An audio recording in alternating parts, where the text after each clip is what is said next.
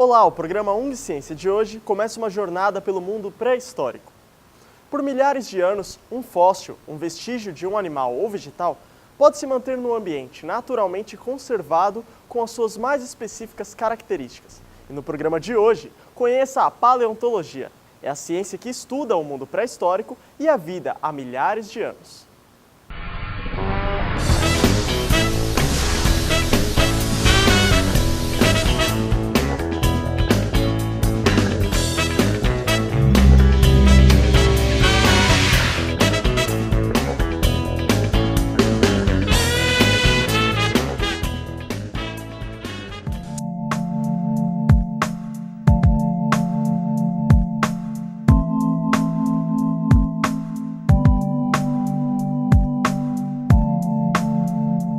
Paleontologia é o estudo sobre o vasto documentário da vida pré-histórica.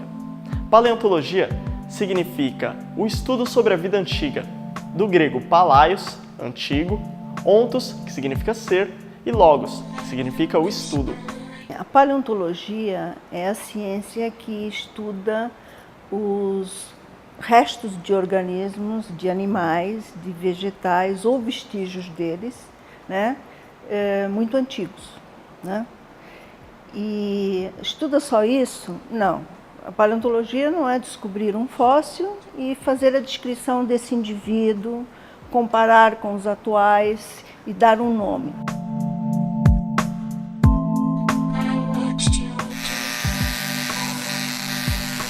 Professor, explica pra gente agora um pouco sobre como funcionam as principais ferramentas de um paleontólogo.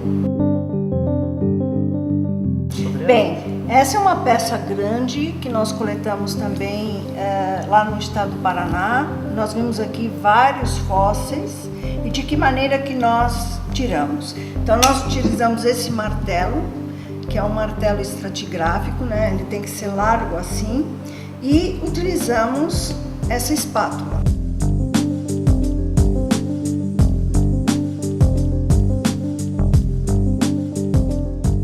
Uma peça como essa, né, da gente verificar a posição que ela estava no barranco, tanto no afloramento, a gente consegue ver que tem aqui diversos tipos de indivíduos. Esse aqui é um indivíduo muito primitivo, que ele existiu até cerca de uns 250 milhões de anos. O trabalho do paleontólogo se divide em duas partes. Uma em campo e outra em laboratório. Quando a gente vem com o fóssil para o laboratório, a gente diminui o tamanho do martelo, né? Então começamos a usar ferramentas menores. Esse martelo a gente usa exatamente com a espátula para reduzir peças, para abrir ainda peças que estejam espessas, né? Então já é uma ferramenta mais delicada. E esse aqui é o que a gente usa, é uma pena que a gente usa depois para codificar o fóssil.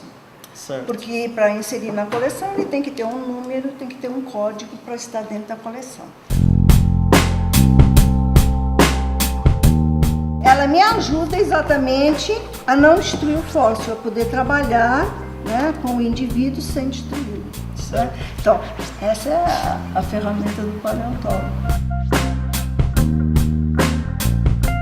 Diversos recursos auxiliam o trabalho do pesquisador para que a perfeição atinja os mínimos detalhes. Com o tempo, as diversas ramificações da profissão de paleontólogo foram surgindo e se aperfeiçoando. Hoje, um profissional na área pode atuar em estudos junto à arqueologia, companhia de petróleo e carvão, área ambiental, recuperação de áreas degradadas e investigações forenses, entre outras atividades.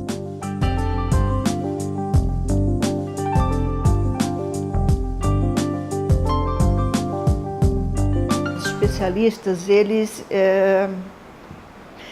têm uma determinada área. Então, por exemplo, se é um especialista de invertebrados, né? Mesmo dentro dos invertebrados, da paleobiologia dos invertebrados, ele é especialista de um único grupo, por exemplo, de molusca ou então de equinodermas, né? Então, as especialidades, elas deixam o pesquisador bem limitado.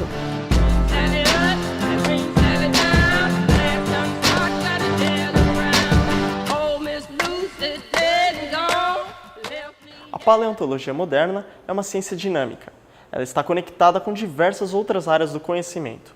Ela procura entender, por exemplo, como funciona a física da Terra, a sua geografia, seu clima e seu ecossistema. Paleontologia não é descobrir um fóssil e fazer a descrição desse indivíduo, comparar com os atuais e dar um nome. Mas nós também nos preocupamos em saber como é que aquele indivíduo vivia. Como é que ele se relacionava com os outros indivíduos que ocupavam aquele ecossistema do passado, né? E muitas vezes esses fósseis nos dão até evidências de climas.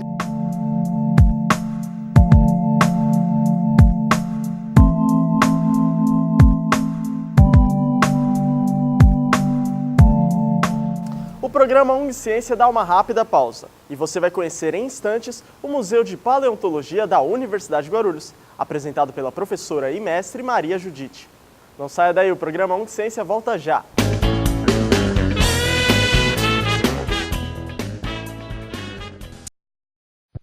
Eu já vaguei pelo desconhecido, peguei atalhos errados, implicava com a minha irmã só porque ela era linda.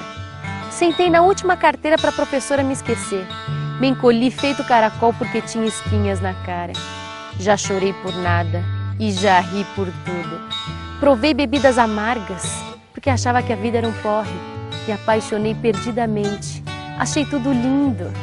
Desisti, fugi, voltei, reconciliei.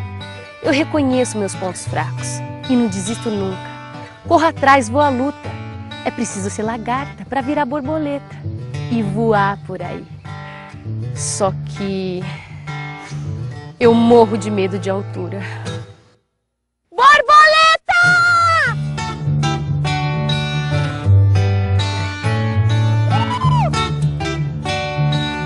Borboleta!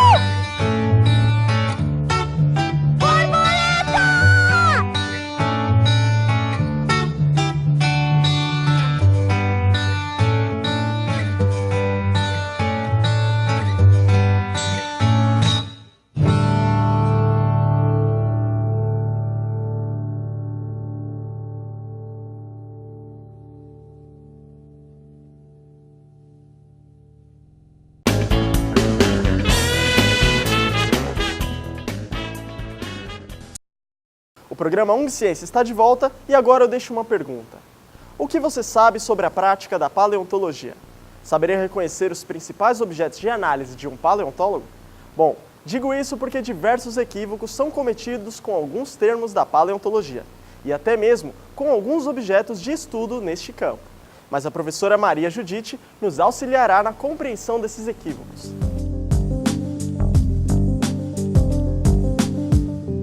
Olha, em geral, o paleontólogo e o arqueólogo são facilmente confundidos, né? Eu sou paleontóloga. Sempre é entendido como arqueólogo, talvez porque o arqueólogo seja uma profissão mais famosa, né? Mas, em geral, o arqueólogo, ele trata do estudo dos restos que são encontrados e relacionados com o homem, tá? O homem pré-histórico. Bem, é lógico, o arqueólogo vai estudar tudo isso? Ele vai estudar sim, mas principalmente o homem, os restos dos homens primitivos, né? Mas existem outros organismos que aparecem juntos. Às vezes nós temos ossos de animais, né? E em geral esses ossos de animais que viveram naquela mesma época com esses homens primitivos, eles são estudados por paleontólogos. Então, veja bem, o paleontólogo e o arqueólogo muitas vezes se juntam para poder fazer um trabalho conjunto.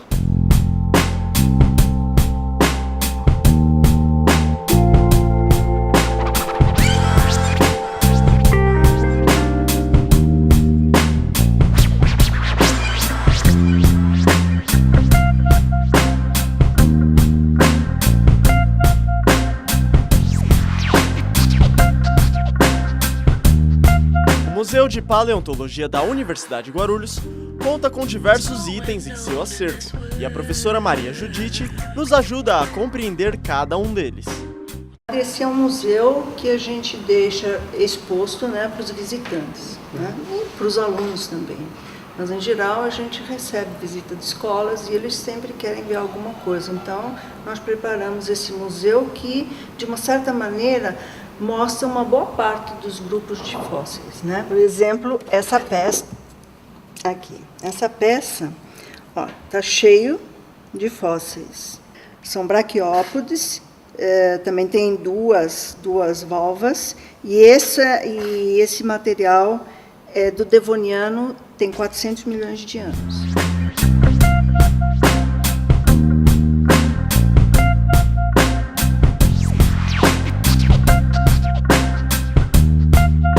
Tem 110 milhões de anos.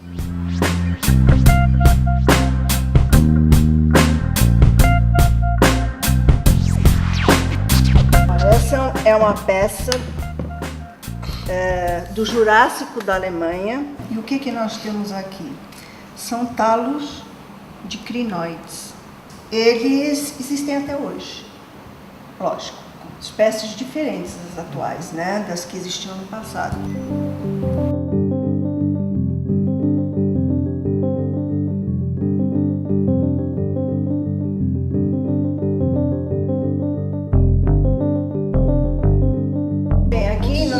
Peças de vários locais do mundo. Isso aqui são os cefalópodes.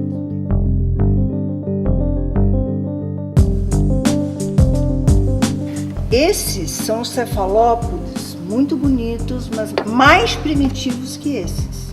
Esses são do Devoniano de Marrocos.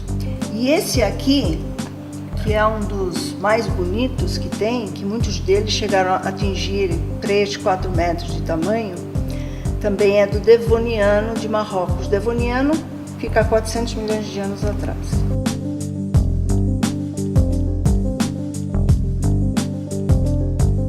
Esse aqui é o casco de uma tartaruga fóssil.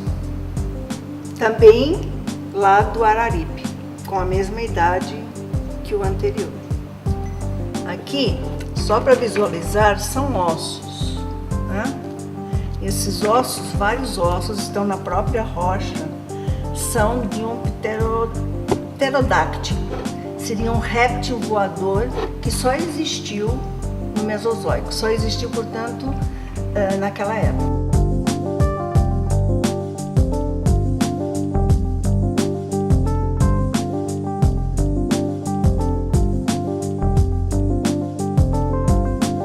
Aqui nós temos alguns fósseis de vertebrados lá do Araripe, da bacia do Araripe, portanto do Cretáceo, cerca de uns 110 milhões de anos atrás.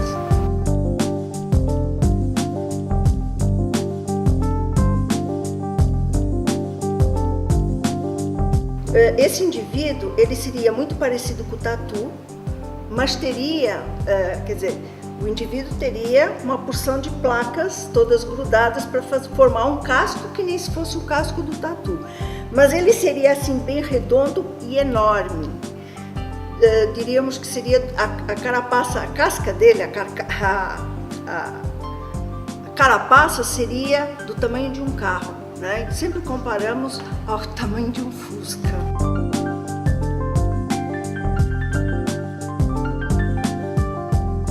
Aqui nós temos uma série de coprólitos. O que são os coprólitos? Os coprólitos são fezes fossilizadas. Puxa, até isso o paleontólogo estuda. Então, ó, esse aqui é um coprólito de um crocodilo.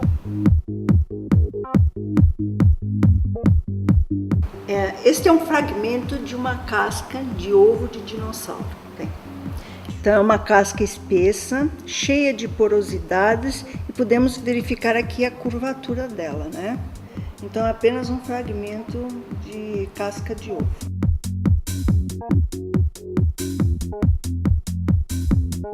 Mas onde se localizam os principais campos e sítios para pesquisa no Brasil? No Brasil, nós temos muitos sítios paleontológicos, mas o sítio assim mais famoso e cujos fósseis estão melhor preservados é na bacia do Araripe, no Ceará.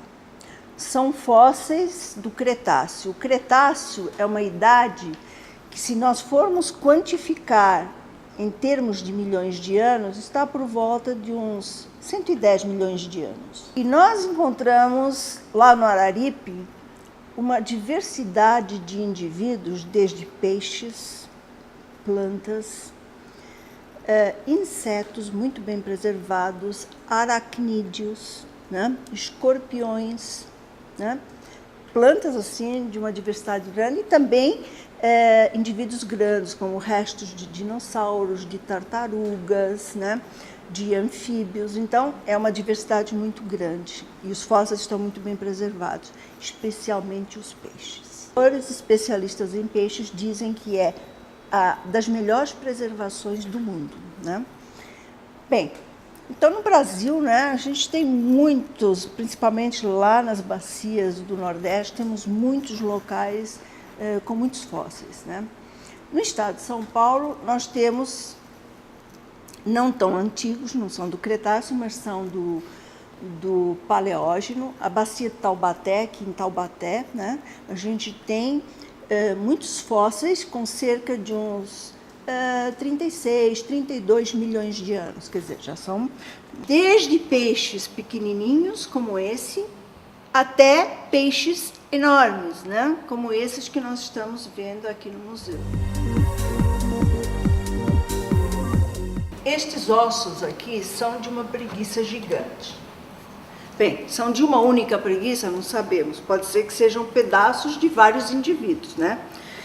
E esses ossos nós descobrimos lá no Nordeste, nas cacimbas, né? Onde a gente encontra muitos ossos desse tipo. Então, esse aqui é um fêmur de uma preguiça gigante. Essas preguiças viveram por volta, algumas 3.000 até uns 10.000 anos atrás.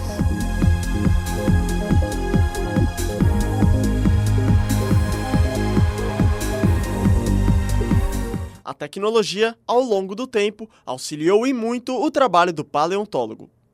Antigamente a gente encontrava um osso de um ovo de dinossauro ou de uma ave, e o que acontece? Para a gente saber o que tinha lá dentro, nós tínhamos que ir fatiando o ovo, desgastando o ovo e desenhando numa lupa para saber exatamente reproduzir o que tinha dentro do ovo. E aí o que fazíamos? Destruíamos o ovo. Hoje não. Hoje nós temos ressonância magnética, tomografia, raio-x. Então, nós usamos tudo isso para ver o que tem lá dentro. E essas imagens, elas são montadas e conseguimos reconstruir o que está lá dentro, né? Então, quer dizer, a tecnologia nos auxiliou e muito. Na próxima edição, confira o suporte tecnológico oferecido pelos cursos de Geociências da Universidade Guarulhos. E você, gostou do tema de hoje? Deixe seu comentário no tv@ung.br ou no telefone 2464-1796. Hoje nós ficamos por aqui, mas voltamos semana que vem na próxima edição com muito mais ciência. Até semana que vem. Tchau, tchau!